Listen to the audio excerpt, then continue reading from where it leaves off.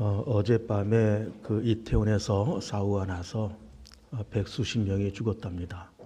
여러분 다 뉴스를 들으셨겠지만 참 안타깝고 참 슬픈 이야기입니다. 우리가 세월호를 겪은 지가 얼마가 안 됐는데 또 이런 대형 사고를 만나게 돼서 참 속상하고 안타깝고 그렇습니다. 또 한편 드는 생각은 그 할로윈 데이가 뭐라고? 귀신을 쫓아다니는 그런 날인데,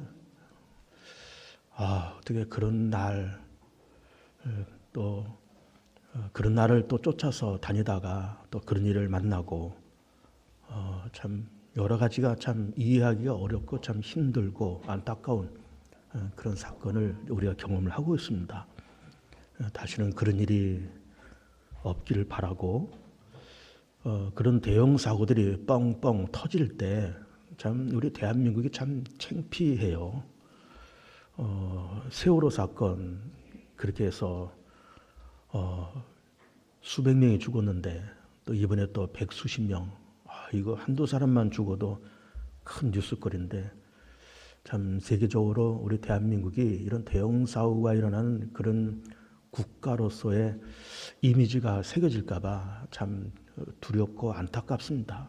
참 많이 기도해 주시기 바라고, 또 더 당부드리고 싶은 거는 그런 귀신을 쫓아다니는 날 왜 나와가지고 또 그런 일을 만났을까 안타깝습니다. 이제 그런 일을 안 했으면 좋겠어요. 우리나라에서는 그런 허접한 행사, 귀신 쫓아다니는 그런 행사 하지 않았으면 좋겠습니다. 자, 오늘은 이 본문을 가지고 동성애 차별금지법이라는 제목의 설교를 해드립니다. 사실은 오늘 제가 할 얘기는 조금 민감하고 좀 입에 담기 부끄럽고 힘든 이제 그런 이야기를 이제 해야 될 것 같습니다. 이제 이 차별금지법에 대해서는 제가 아마 작년인가 재작년에 우리 교우들에게 다 이렇게 유인물로 인쇄해서 다 나눠드리고 이미 한 번씩은 다 이렇게 접해본 그런 내용들이지만 한번 이거를 한 번쯤은 다뤄야 되겠다 이렇게 생각이 돼서 이제 공식적인 예배 시간에 또 주일 낮 예배 시간에 이렇게 동성애와 차별금지법에 대한 설교를 오늘 잠깐 하도록 하겠습니다. 차별금지법이라고 하는 거는 요 근자에 이렇게 회자됐던 그런 법은 아니에요. 벌써 한 십수년 전에 제가 기억하기로는 한 2007년도쯤 그쯤부터 몇몇 의원들이 이렇게 법안을 만들어서 국회에 제출을 해서 이거를 통과시켜달라고 그렇게 시작을 했습니다. 그러다가 이것이 반려되고 또 시한이 초과돼서 또 효력을 잃고 반려되고 효력을 잃고 반려되고 효력을 잃고 그 몇 차례 반복되다가 여전히 지금까지 이렇게 십수년 동안 이렇게 오고 있습니다. 아직 채택된 것도 아니고 그렇다고 채택이 안 된 것도 아니고 어정쩡하게 있습니다. 이제 왜 그런가 하면은 이 차별금지법을 우리 개신교를 비롯한 이런 종교계에서 강력하게 반대하기 때문에 이것을 국회에서 섣불리 이걸 처리를 못하고 있어요. 그래서 주일 낮예배 시간에 한 번쯤 이 동성애와 차별금지법에 대한 거를 한 번은 다뤄야 되겠다 해서 오늘 이렇게 다루고 있는 겁니다. 그래서 여러분들이 들어오실 때 주보 사이에 그 인쇄물이 이게 두 장 이렇게 딱 찝혀 있는 두 장이 있을 겁니다. 거기에 보면 우선 일면에는 성명서가 이렇게 기록되어 있고 이것은 우리 대한예수교 장로회 통합측교단에서 작년 7월 달에 전국의 노회장들의 서명을 받아가면서 우리는 차별금지법을 반대한다라는 성명서를 제출을 한 거예요. 그리고 이제 그 다음 장에 보면 차별금지법이라고 하는 것이 도대체 뭐냐라고 하는 것이 2면과 3면과 4면에 걸쳐서 이렇게 3면에 걸쳐서 이제 차별금지법 총칙이 이렇게 나와 있습니다. 이제 시간이 짧아서 뭐 다 읽지는 못하겠고 우선 중간중간만 읽으면 우선 목적 보면 이 법은 정치적, 경제적, 사회적, 문화적 생활의 모든 영역에서 차별을 금지하고 차별로 인한 피해를 효과적으로 구제함으로써 헌법상의 평등권을 보호하여 인간으로서의 존엄과 가치를 실현함을 목적으로 한다. 이렇게 차별금지법의 목적만 딱 떼어놓고 보면은 이 법이 굉장히 아주 좋은 법처럼 보입니다. 그리고 아주 인간의 존엄과 가치를 실현한다라는 이제 문구만 봐도 굉장히 인간적이고 휴머니즘 같은 따뜻한 느낌을 일단 받아요. 그런데 그 다음부터 우리가 조금 고개를 갸우뚱한 그런 내용들이 나와요. 그래서 2조를 보면 정의. 이 법에서 사용하는 용어의 뜻은 다음과 같다. 1. 성별이란 여성, 남성 그 외에 분류할 수 없는 성을 말한다. 여기부터 이제 우리가 동의할 수 없는 부분이 있는 겁니다. 분류할 수 없는 성을 인정하고 그거를 제도권에 들여보내자 그런 이야기예요. 분류할 수 없는 성. 그러니까 여자도 아니고 남자도 아닌 어떤 간성체 혹은 여자가 남자가 된다든지 남자가 여자가 되는 이런 트랜스젠더 이런 거를 인정하고 차별하지 말자고 하는 그런 이야기인 겁니다. 결국은. 그리고 이제 4번을 보면은 그러니까 이제 차별금지법의 총칙에서 굵은 글씨로 쓰고 밑줄 지은 부분이 중요해요. 우리가 눈여겨봐야 될 그런 부분입니다. 4번을 보면은 성적 지향이란 이성애, 동성애, 양성애 등 감정적, 호의적, 성적으로 깊이 이끌릴 수 있고 친밀하고 성적인 관계를 맺거나 맺지 않을 수 있는 개인의 가능성을 말한다. 이것도 성적 지향을 인정하자 그런 얘기예요. 어떻게 하든 이것이 이성애가 되었던 양성애가 되었던 동성애가 되었던 그 관계를 인정하고 그걸 제도권으로 흡수하자 그런 이야기예요. 5번에 성별 정체성이란 자신의 성별에 관한 인식 혹은 표현을 말하며 자신이 인자하는 성과 타인이 인자하는 성이 일치하거나 불일치하는 상황을 포함한다. 그리고 넘어와서 이제 3면을 보면은 제3조를 보세요. 제3조 금지의 대상 차별의 범위예요. 이 법에서 차별은 다음 각호의 어느 하나에 해당하는 행위 또는 경우를 말한다.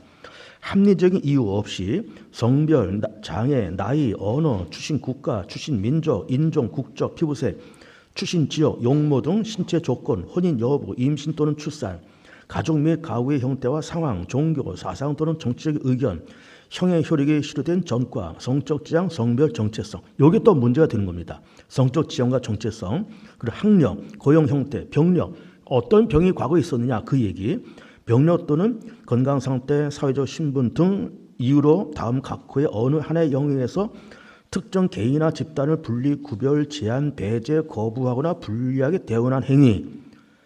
그러면서 어떤 경우냐라고 할 때 일단은 1번은 고용, 2번은 재화, 용용, 시설 등의 공급과 이용, 그리고 3번에 교육기관 및 직업훈련기관에서의 교육훈련이나 이용, 4번에 행정서비스 등의 제공이나 이용 등에서 차별하면 안 된다. 그런 이야기예요. 자, 이제 이거를 넣어놓으십시오. 넣어놓으시고 저를 보세요.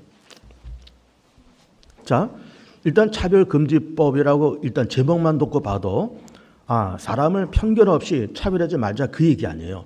뭐 피부색이 어떻든 학력이 어떻든 그 사람의 사상과 종교가 어떻든 차별하지 말고 동등하게 그 사람의 인권과 자유를 존중해 주자 그런 얘기예요.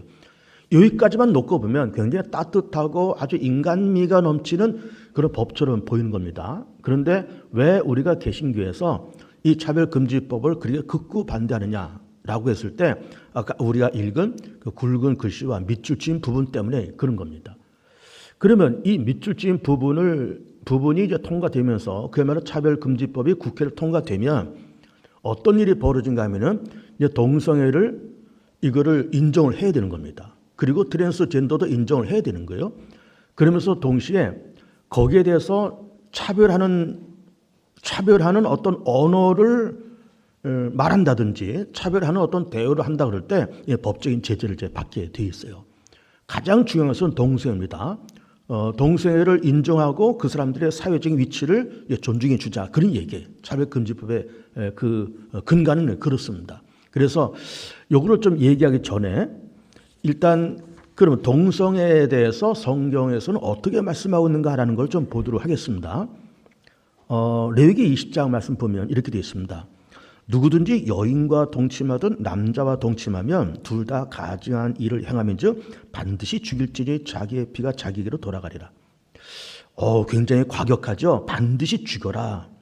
열왕기상 15장에 남색하는 자를 그 땅에서 쫓아내고 그의 조상들이 지은 모든 우상을 없애고, 열왕기상 여호사밧의 남은 사적과 그가 부린 권세와 그가 어떻게 전쟁했는지는 다 유다왕 역대지력에 기록되지 아니했느냐. 그가 그의 아버지 아사의 시대에 남아있던 남색하는 자들 그 땅에서 쫓아내었더라. 로마서 이 때문에 하나님께서 그들을 부끄러운 욕심에 내버려 두셨으니 곧 그들의 여자들도 순리대로 쓸 것을 바꿔 영리로 쓰며 그와 같이 남자들도 순리대로 여자 쓰기를 버리고 서로 향하여 음욕이 불리듯 하며 남자가 남자와 더불어 부끄러운 일을 행하여 그들의 그릇 때문에 상당한 보응을 그들 자신이 받았느니라. 고린도전서에서는 불의한 자가 하나님의 나라를 유혹으로 받지 못할 줄 알지 못하느냐.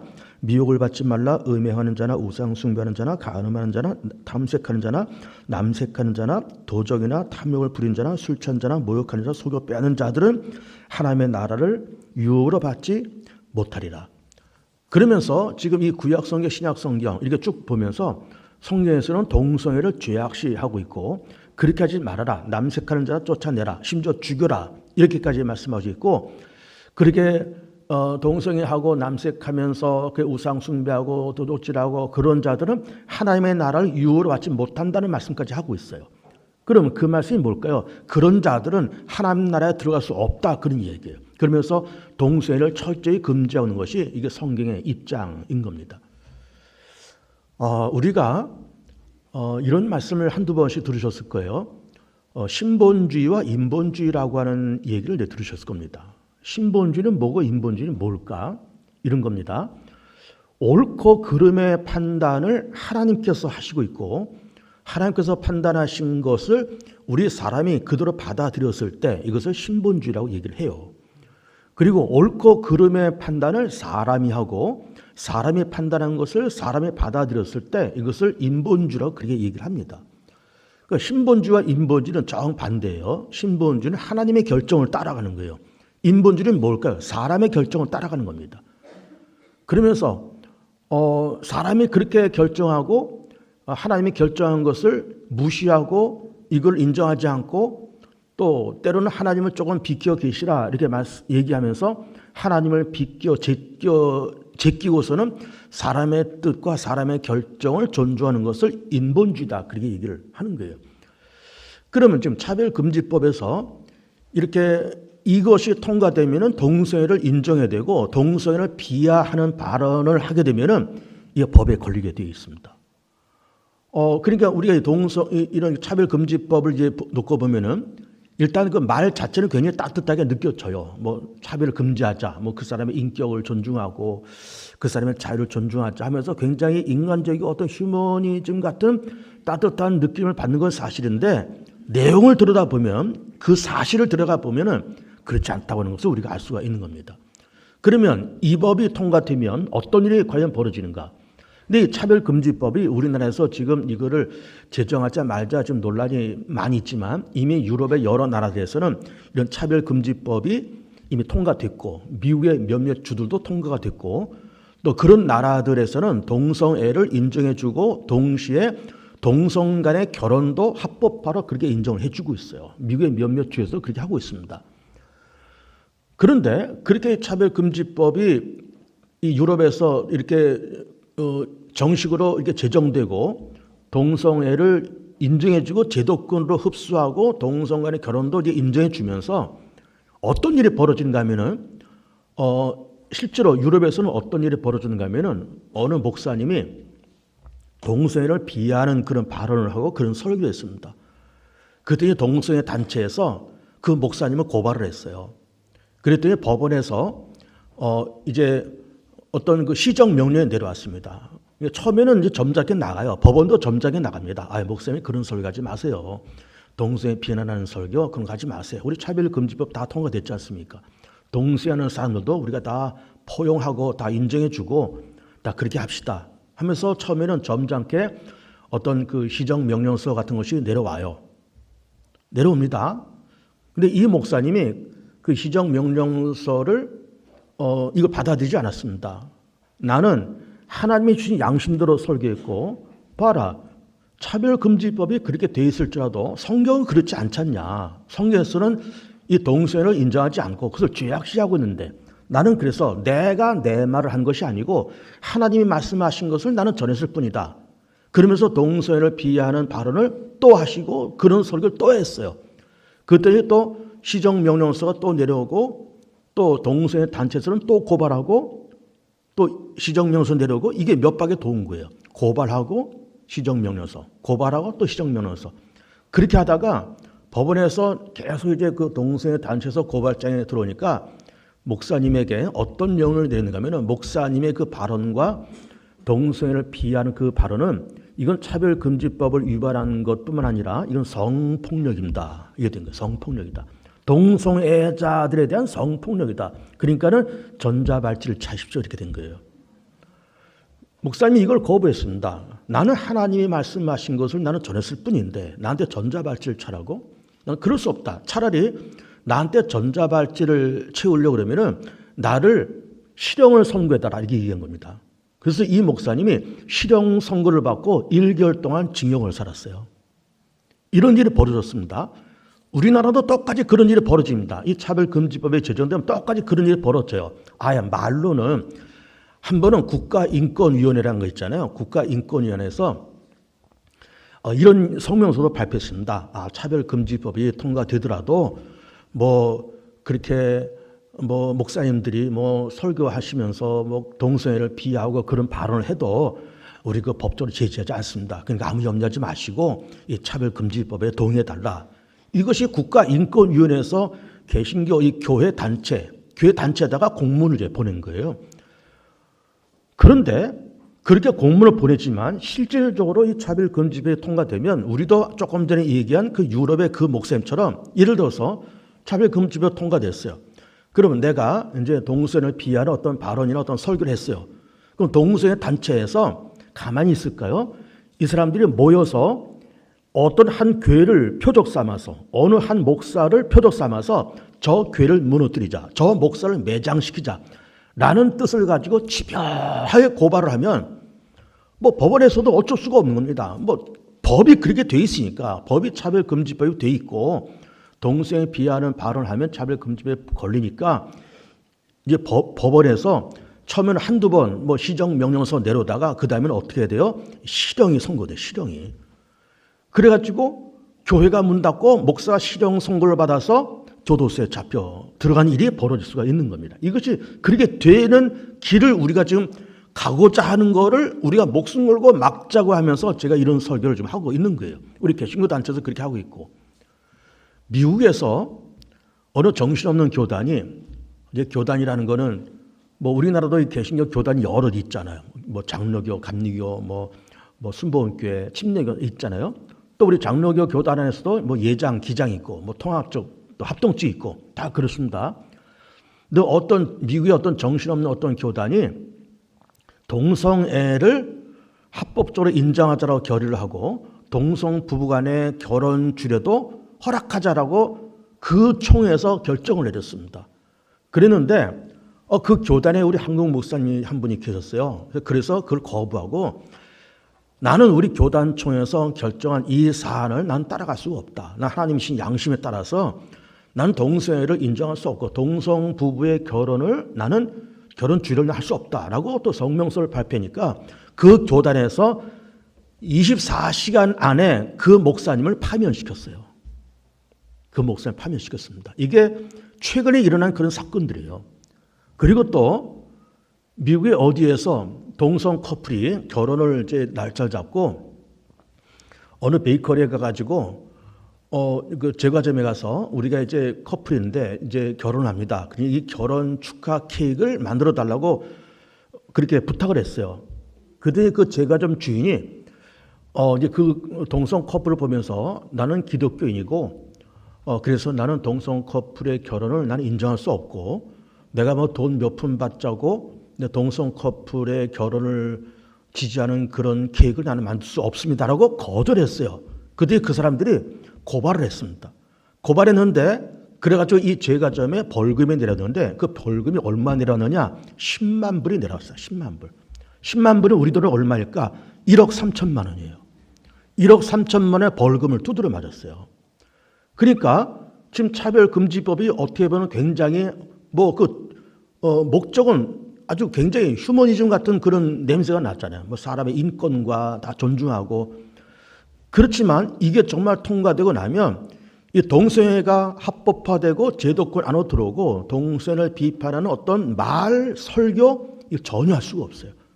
그러면서 법원에서 물론 한두 번은 시정명령 내려오고 처음에 한두 번 그렇게 하다가 그런 동성애 단체에서 집요하게 고발하면 법원도 어쩔 수 없이 이제는 강제 이행 강제금 이런 거 내려면 벌금도 내려고 심지어 실형도 살고 그런 일이 유럽에서 벌어지고 있고 미국에서 벌어지고 있고 우리나라도 이 차별금지법이 통과되면 그런 일이 우리나라도 벌어질 가능성이 다분히 있는 거예요.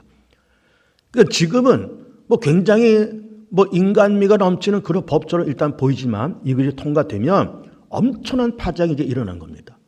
그러면서 동성 커플도 합법화되고 동성애를 비난하거나 비하하는 그런 말이나 언행이나 설교하면은 이게 바로 이제 제재가 들어오게 돼 있는 거예요. 동성애자들이 가끔씩 이제 서울 광장에서 혹은 지방 도시에서도 큐어 축제를 합니다. 큐어 축제하는 사진을 좀 볼까요? 몇 개 한번 준비했는데 이게 지금 서울 한복판에서 이 사람들이 거의 반나체로 팬티만 입고 가슴 다 내밀고 무지개 깃발 흔들면서 이런 큐어 축제를 합니다. 큐어라는 말은 이상한이라는 말이 이상한 짓들을 하고 있으면서 본인들을 큐어 축제를 지금 하고 있는 거예요. 근데 지금 이 사람들이 동성애자들일 가능성이 많을 뿐만 아니라 아마 이 안에서는 트랜스젠더도 아마 다분히 있을 겁니다. 남자인데 여자 같고 여자인데 남자 같고 성전환 수술하면서 그러니까 이제 차별금지법이 통과되면은 성전환 수술하면은 모두가 다 여자도 남자 될 수 있고 남자도 여자 될 수 있고 주민등록증 이제 1번을 2번으로 받고 2번을 1번으로 바꾸는 일이 실질적으로 벌어지게 되어 있는 겁니다. 그런 일이 벌어지는 거예요. 그 다음 사진 볼까요? 이것도 이제 거의 이제 벌거벗은 채 팬티바로 나서서 큐어 축제를 하고 있는 거예요. 그 다음 사진 볼까요? 이것도 마찬가지. 이렇게 무지개 깃발 동성애자들 상징하는 그런 깃발입니다. 그러면 이걸 휘날리면서 그렇게 이제 있는 겁니다. 이제 사진을 내리시고 이제 저를 보세요. 그럼 보세요. 지금 이렇게 하나님께서 동성애를 성경적으로 금지하고 있고 죄악시하고 있고 그리고 정부에서는 이제 정의당에서 이걸 밀고 있습니다. 정의당의 장혜영 의원 또 심상정 의원 이런 사람 중심으로 해서 이런 법을 만들어서 통과시키려고 애를 쓰고 있어요. 근데 이게 기독교 단체에서 강력하게 반대하기 때문에 국회에서도 이거를 통과시키지 못하고 그러고 있는 겁니다. 계속 반대 성명을 내는 겁니다. 우리 개신교에서는. 그러면 우리 기독교의 입장은 왜 이것을 금지하고 왜 이것을 반대하느냐? 하나님이 금지하고 하나님이 그렇게 하지 말라고 했기 때문에 우리 금지한다. 이것이 우리 개신교의 입장인 겁니다. 그래서 아까 신본주의, 인본주의를 얘기했는데 하나님이 결정한 것을 받아들이면 이게 신본주의가 되는 것이고 인간이 결정한 것을 받아들이면 인본주의가 되는 거예요.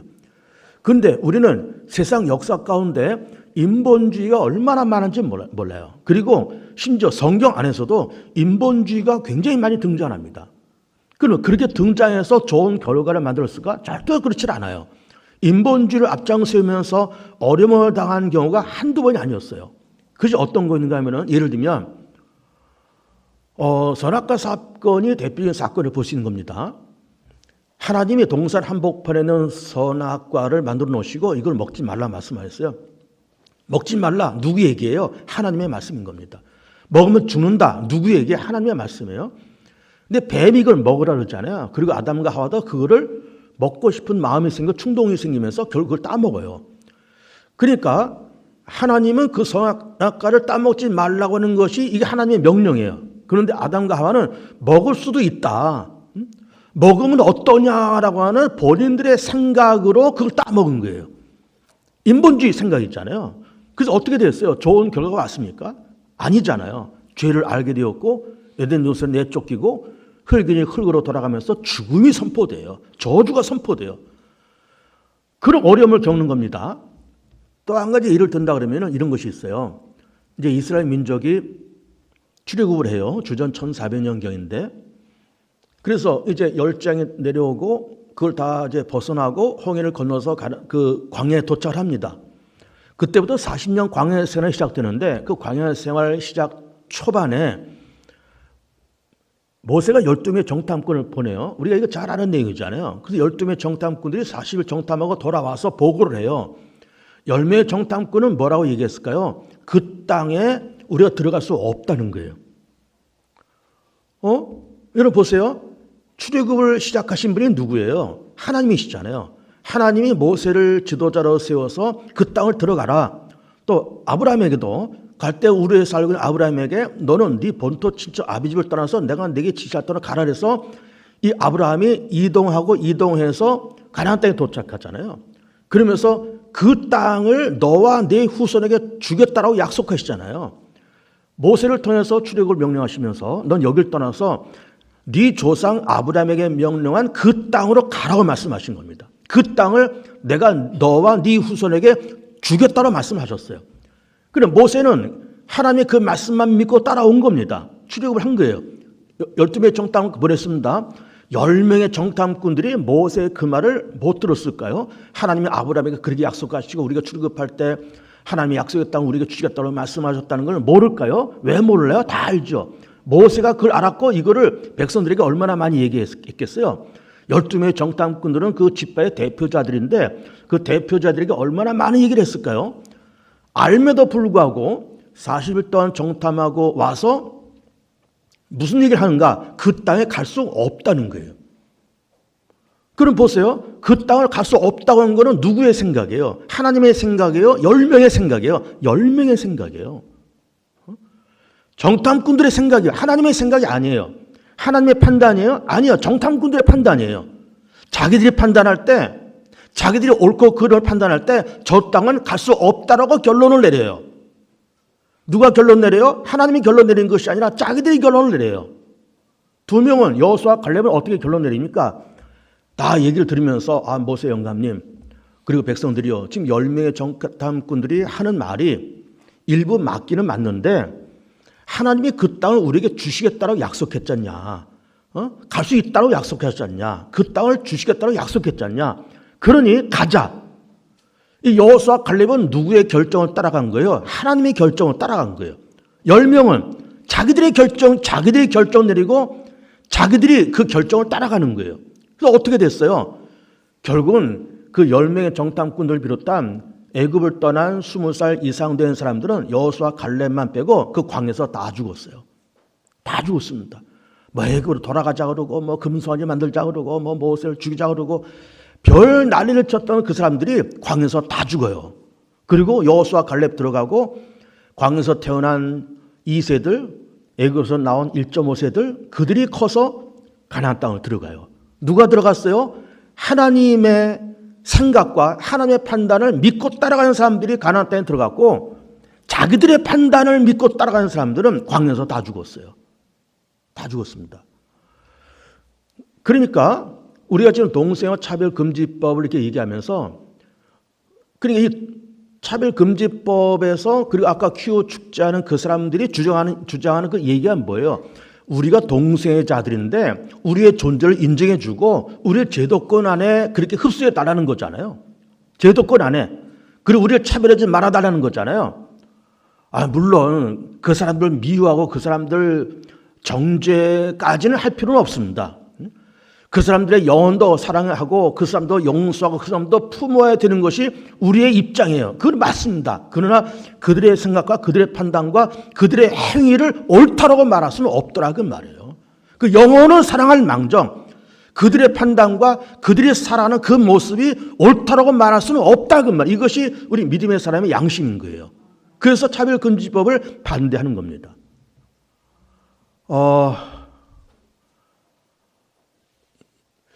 이제 차별금지법이 통과되면 또 어떤 일이 벌어진가 하면은, 동성애를 비하하는 그런 발언을 못하는 것도 물론 못하는 거고, 여러분, 우리가 노방 전도도 못합니다, 이제. 우리의 분열 전도단들이 뭐 화요일날 나와서 전도하고 뭐 토요일날 살라눔 한 다음에도 전도도 하고 그러시잖아요. 노방 전도도 못해요. 왜 그런가? 종교를 갖는 거는 내 마음인데 왜 당신이 갖고 있는 종교를 나한테 강요하냐?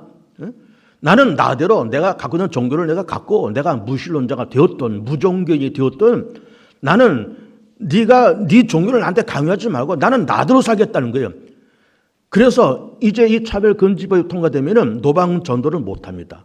물론 처음에는 이제 노방 전도할 때 예를 들어서 우리 교회에서 분야 전도단들이 이제 화요일 날 전도할 때 누군가 이거 고발해요.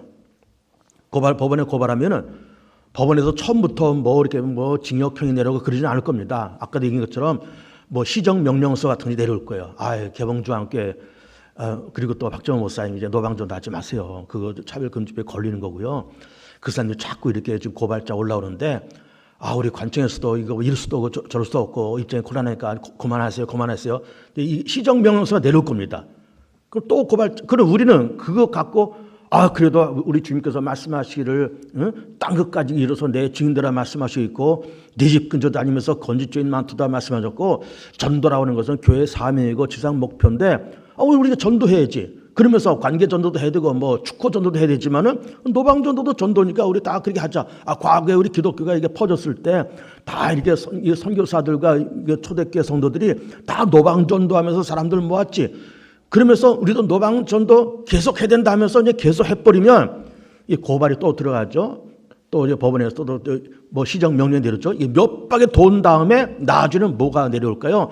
이제는 뭐 실형이 내려오는 거예요. 실형이. 교회를 뭐 한 달 폐쇄시킨다. 우리 그전에 코로나 때도 뭐 몇 명 이상 모이면 폐쇄한다. 뭐 마스크 안 쓰면 뭐 어떻게 한다. 뭐 그런 거 우리가 경험했잖아요. 그러니까는 교회에서 노방전도 계속하면은 교회 한 달간 폐쇄합니다. 뭐 반년간 폐쇄합니다. 이런 명령이 내려오는 거예요. 그 목사님 와라 가라 그러면 경찰서 와라 가라 그러고 또 무슨 뭐 자술서 쓰라 그러고 이게 또 안 되면 또 뭐 실형까지 살고 그럴 일이 계속해서 꼬리에 꼬리를 물면서 그런 일들이 일어나는 거예요. 일어나는 겁니다. 그러니까 그런 것을 우리가 예측하면서 뭐 유럽에서 이미 그런 일이 벌어지고 있고 미국에서 그런 일이 벌어지고 있고 근데 사실은 영국이나 미국에서 그런 차별금지법을 이렇게 그들이 찬성해서 받아들일 때 그런 파장이 일어날 줄은 몰랐던 거예요. 그러니까 목적은 좋잖아요. 모든 사람을 다 종교가 되었던 뭐 피부색이 되었던 남녀가 되었던 그런 차별하지 말고 다 그 사람의 인격을 존중해서 다 그 사람을 다 인권과 자유를 보호해주자. 취지는 얼마나 좋아요. 굉장히 인간미가 넘치는 그런 법이라고 생각해서 다 그 통과를 시킨 겁니다. 유럽에서 미국에서 통과시켰는데 이게 시간 지나가면서 그런 부작용이 계속 생기면서 막 벌금이 뭐 1억 3천만 원 벌금 내려오고 목사님이 한 달 실형을 살았다니까요. 유럽에서. 그리고 동성애를 비판하는 그런 교회와 그런 목사님이 24시간 만에 파면을 당했다니까요. 그런 일이 생길 줄은 유럽에서도 미국에서도 몰랐던 거죠. 몰랐는데 하다 보니까 그런 일이 생겨 이제 와서 뭐 이걸 어떻게 하려다 보니까 되지도 않고 그래서 사실은 유럽도 미국도 그걸 통과한 여러 나라에서는 지금 골물을 앓고 있는 겁니다. 그래서 우리는 그렇게 되기 전에 이게 통과되기 전에 이거를 전면적으로 막자는 뜻으로 이 차별금지법을 우리가 좀 반대를 하고 있는 겁니다. 근데 문제는 뭔가 하면은 자 보세요. 아까 퀴어 축제도 봤습니다. 그 남자인지 여자인지 알쏭달쏭한 그런 사람들이 나와서 이제 트랜스젠더도 있을 거예요 거기에. 그 사람이 나와서 막 팬티바람에 막 가슴을 다 내놓고 이러고 있는 겁니다. 그러면서 내가 트랜스젠더인데 내가 동성애자인데 나를 차별하지 말아라 그 말 아니에요. 나를 차별하지 말고 나를 인정해주고 나를 제도권 안에 좀 인정해주고 차별하지 말아달라 그런 얘기 아니에요. 물론 한 영혼을 사랑하는 것은 가능하다 그랬습니다. 그 영혼을 불쌍히 여기고 그 영혼을 보듬고 그 영혼을 용서하는 것은 얼마든지 할 수 있지만 그들이 살아가는 그런 삶의 방법과 그런 모습의 동성애와 트랜스젠더를 우리는 인정할 수 없다 그런 얘기예요. 그럼 보세요. 우리가 이 차별금지법을 이제 제정하면은 이제 동성 결혼도 가능하게 되고요. 트랜스젠더도 다 가능하고요. 그래가지고 여자가 남자 여자 되고 막 이래가지고 세상이 엉망진창 되는 거예요.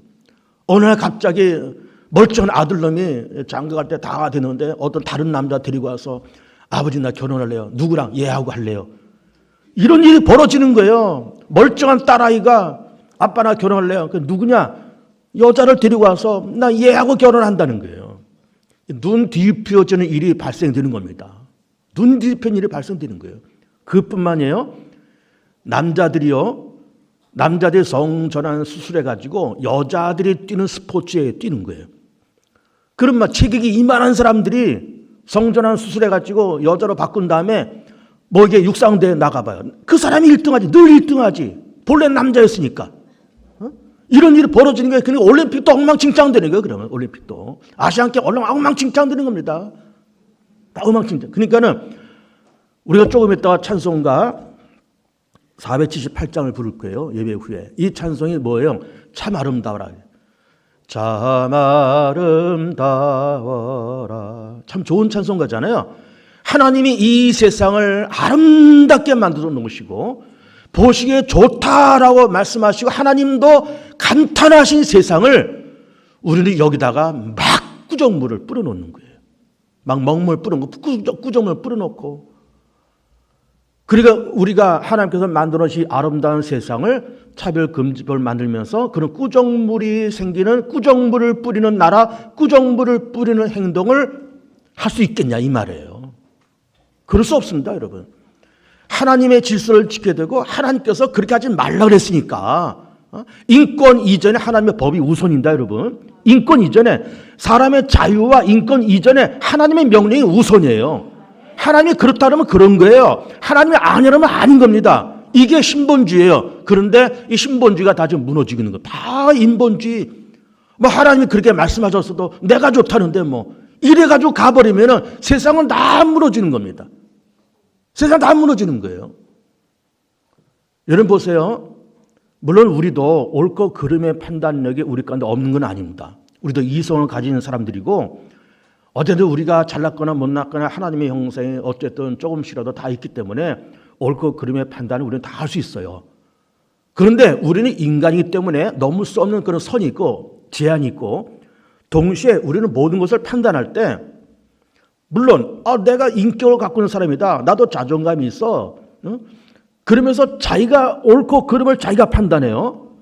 자기가 판단하는데 정말 그게 옳으냐라고 했을 때 이 옳지 않은 경우가 너무너무 많은 거예요. 여러분 우리나라가요. 참 갈등이 많은 나라입니다. 세대의 갈등, 정당의 갈등, 지역의 갈등, 학력의 갈등, 어떤 소득의 갈등, 굉장히 갈등이 많은 나라예요. 그래서 뭐 다른 건 뭐 둘째치고 정당만 봐도 굉장히 갈등이 많고 색깔이 분명하잖아요. 지금 여권은 보수 집단이 잡고 있고 야권은 지금 진보 집단이 잡고 있습니다. 이 보수와 진보는 색깔이 너무너무 달라요. 보수는 대체로 어떻습니까? 친미, 친일, 반중, 반북이에요. 진보는 어떨까요? 반미, 반일, 친북, 친중입니다. 경제는 어떨까요? 보수는 경제를 성장 위주로 가요. 그러나 진보에서는 분배가 목적이다. 분배가 우선이다. 성장 무슨 성장? 분배하자. 분배하자 그러고 보수에서는 성장하자 그러고 색깔이 달라요. 복지도 보수에서는 선별적으로 복지하자. 잘 사는 사람들은 복지 안 하든지 좀 덜 하든지 못 사는 사람들은 좀 더 하든지 이게 선별적으로 해야지. 그러나 이제 진보 쪽에서는 무슨 소리냐 보편적으로 다 복지하자. 뭐 기본소득도 다 깔고 다 보편적으로 복지하자. 다 똑같이 다 얼마씩 다 주자. 이게 이제 진보의 생각인 겁니다.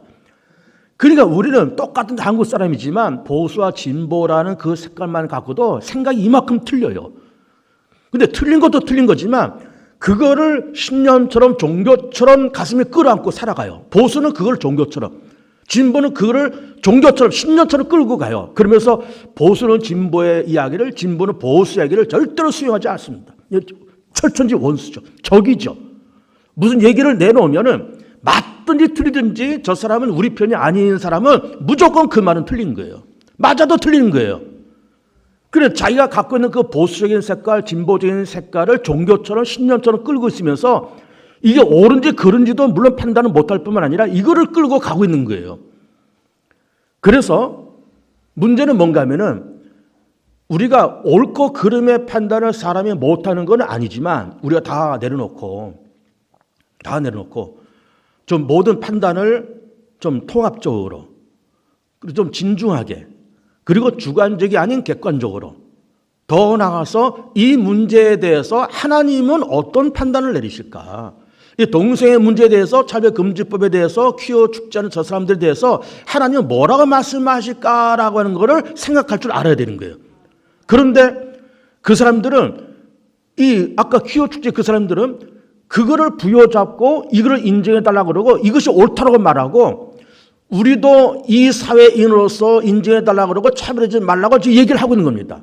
그러니 보수 진보도 마찬가지예요. 다 내려놓고 좀 통합적으로 진중하게 좀 객관적으로 보면서 더 나가서 무엇이 대한민국을 이롭게 만들고 무엇이 진짜 하나님의 뜻일까라는 것을 생각해야 되는데 그거는 제쳐놓고 자기 주장만 끌고 가면서 이것이 옳다고 말을 하는 그런 어리석음이 다 있는 거예요.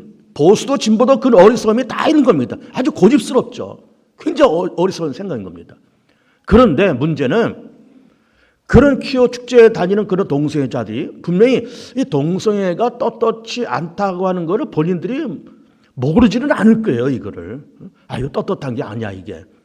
그럼 떳떳지가 못하면 좀 그거를 부끄러워할 줄 알고 좀 숨기고, 조신하게 이렇게 좀 숨기고 좀 조용하게 그러고 있어도 이게 될까 말까 하는데 이걸 백주 대낮에 그냥 팬티바람에 나가가지고 이거를 무지개 깃발 흔들면서 저러고 있으니 사람이 양심이 마비되면 뭐가 무뎌질까요? 부끄러움이라고 하는 것이 무뎌져 버려요. 양심이 마비되면 뭐가 부끄러운지를 모르는 거예요.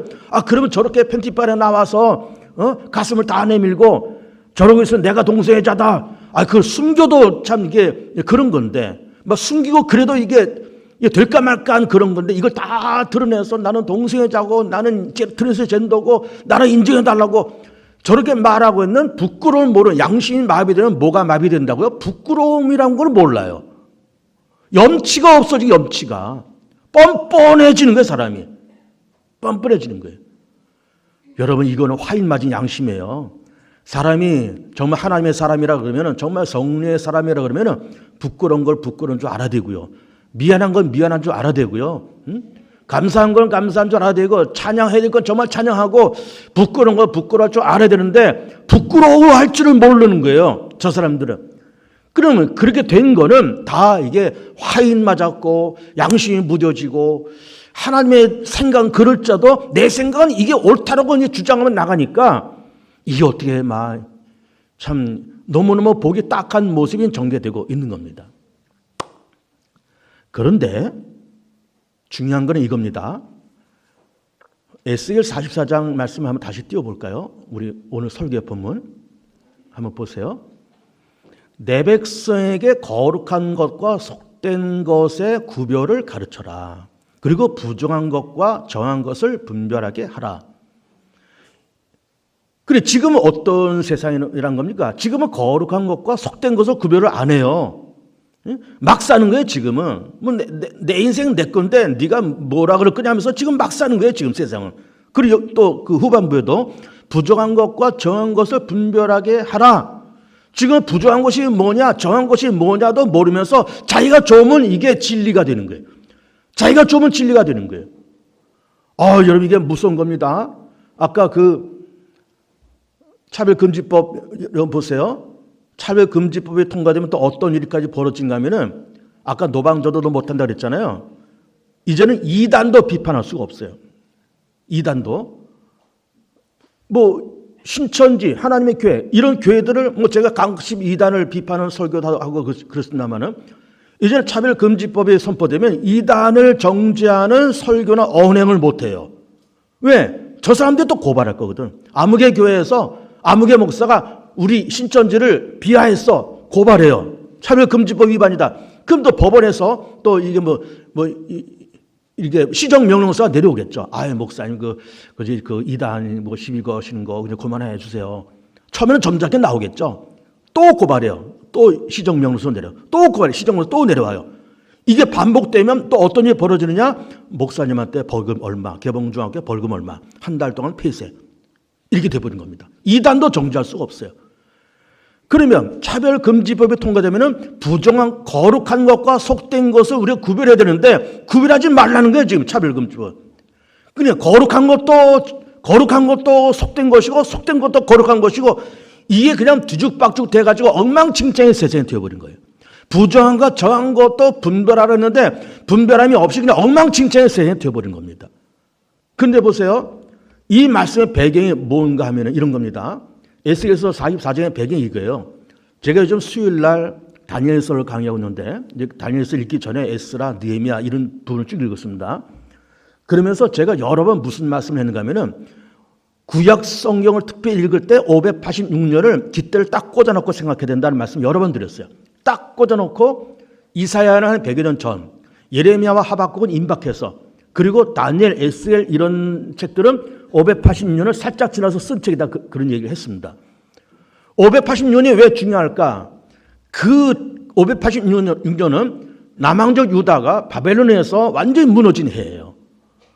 그리고 젊은 사람들이 포로로 끌려갔습니다. 그리고 에스겔서가 말씀드린 것처럼 580년을 살짝 지나서 쓰는데 하나님께서 에스겔한테 이 말씀하신 겁니다. 내 백성들이 예루살렘에 있을 때 뭐 했다는 걸까요? 거룩한 것과 속된 것을 구별하지 않고 살았다는 거예요.